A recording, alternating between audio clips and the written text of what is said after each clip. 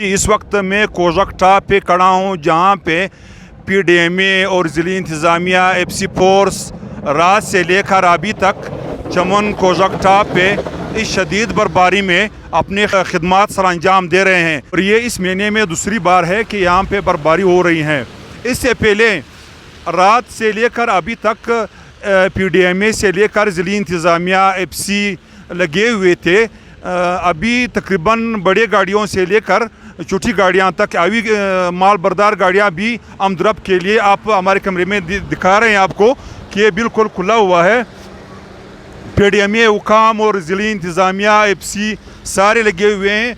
मुसाफिर आते जाते हैं। एक घंटे के लिए भी ये बैनुल-अक़वामी रास्ते को बंद नहीं किया गया है बल्कि खोल दिया गया। अभी मैं पूछता हूँ कि कोजकटा पे आए हुए चंद ऐसे जवान जो इस बर्फबारी से अब तूफानदोज हो रहे हैं, हम इससे बात करते हैं। जी अस्सलाम वालेकुम।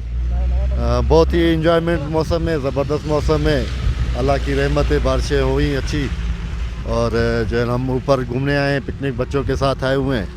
अल्लाह करे जो है इसी तरह ही मौसम अच्छा बना रहे और इंजॉयमेंट रहे चमन में। जी भाई अस्सलाम वालेकुम सर। हम भी सर बच्चों को लेके घूमने आए हुए हैं यहाँ पे ना।